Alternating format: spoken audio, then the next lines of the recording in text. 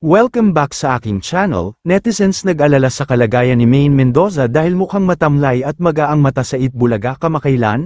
Maine stress na stress daw sa pambabatiko sa kanya at sa kanyang asawa. Panuurin at pakinggan ang buong detalye.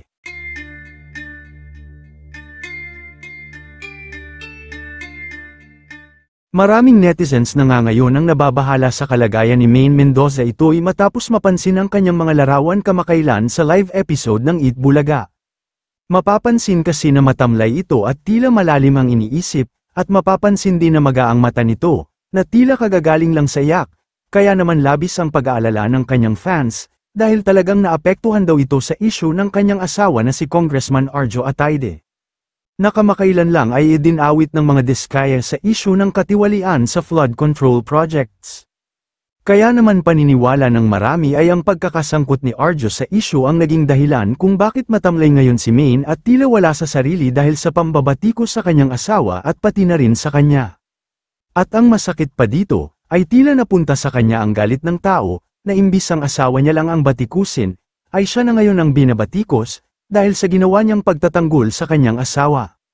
Kaya naman nababahala na ang kanyang fans sa kanyang kalagayan, dahil unang pagkakataon na husgahan si Maine ng ganito sa kanyang career.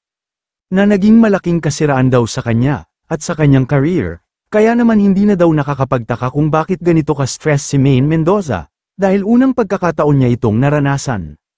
Isabay pa dito ang naging post ni Alden Richards kamakailan na tila patama sa mga kurakot na politiko, na kahit hindi patama kay Arjo, ay maraming netizens naman ang nagsasabi na pahaging na rin daw ito, dahil nasangkot si Arjo sa katiwalian.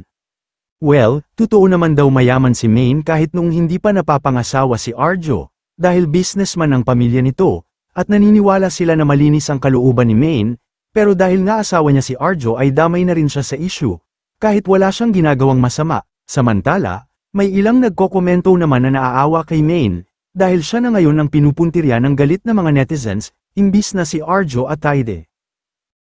Kayo mga ka-showbiz, anong masasabi nyo sa ating showbiz topic ngayon? Kung may opinion kayo ay magkomento lang kayo sa aking comment section. At syempre kung bago pa lang kayo sa aking channel ay mag-subscribe na kayo para lagi kayong updated sa mga showbiz trends na ina-upload ko. Maraming salamat po.